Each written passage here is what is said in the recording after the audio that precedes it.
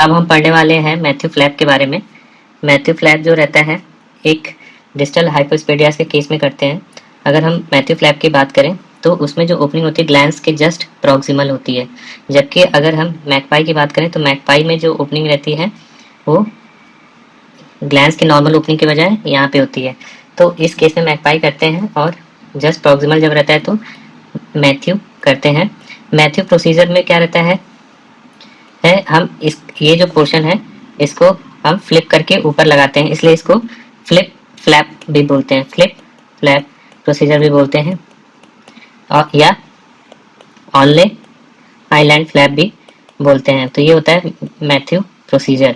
अब इसमें यूजुअली करते क्या है, सबसे पहले हम देखते हैं कि सबसे पहले हमने एक जो है यू शेप्ड इंसिजन दिया है। तो यू शेप्ड इंसिजन हम देख सकते हैं यहाँ पे, ये जो इंसिजन है ये रेड कलर का, ये पूरा यू शेप्ड इंसिजन है। और ये जो इंसिजन है पूरा एक नॉर्मल जो ओपनिंग होती है वहां से लेके यहाँ तक देते हैं। और इस इंसिजन को रैकेट शेप का होता है तो रैकेट शेप भी बोलते हैं। तो यू शेप्ड इंसिजन या रैकेट शेप इंसिजन बोलते हैं इसको। अब हम बात करें, जब हम रैकेट शेप इंसिजन देते हैं तो इसका टारगेट क्या रहता है कि जब ये इंसिजन पूरा हमने यहाँ से यहाँ दे दिया तो फिर हम जो है इसके अगल बगल जो रहता है प्रॉक्सिमल यूरेथ्रल प्लेट बनाते हैं। ये रहता है प्रॉक्सिमल यूरेथ्रल प्लेट, उसके जो चारों तरफ रहता है ऐसे डीप इंसिजन देते हैं।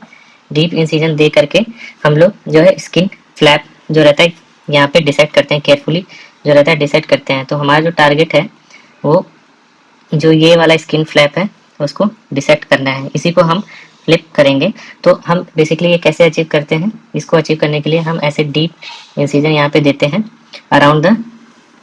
Around the proximal urethral plate tissue. तो अब इसके बाद फिर अगले स्टेप में इसको हमारा है इसको फ्लिप करते हैं, इसको ऊपर ले जाना होता है।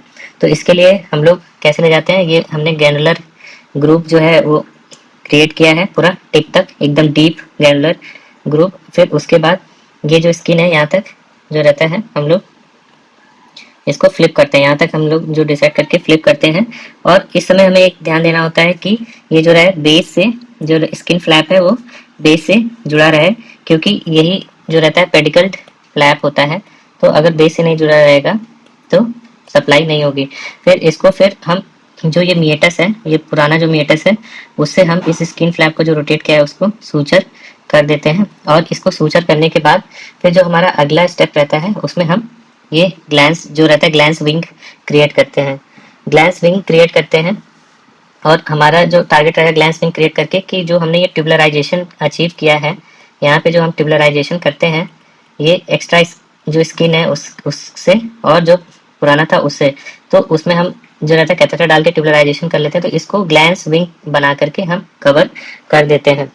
और फिर फाइनल जो आउटकम होगा ऐसा दिखेगा कि जो ये स्किन है ये अंदर से स्किन दिख रही है और ये पूरा पुराना जो यूरेथ्रल प्लेट है और ये ल्यूमेन नैरो हो गया।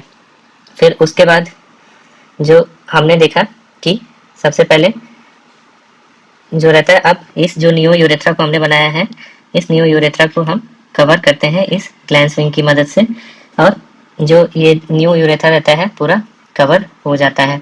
फिर फाइनली जो रहता है इस तरीके का लुक आता है फाइनल क्लोजर के बाद। तो इस तरीके से जो रहता है हम एक ऑर्थोटॉपिक मिएटस क्रिएट करते हैं। तो ये जो मिएटस है ये ऑर्थोटॉपिक मिएटस है, ऑर्थोटॉपिक मिएटस। और इसमें हम देख सकते हैं ग्लैंस जो है नॉर्मल कैसा दिख रहा है हमें, कोनिकल शेप्ड।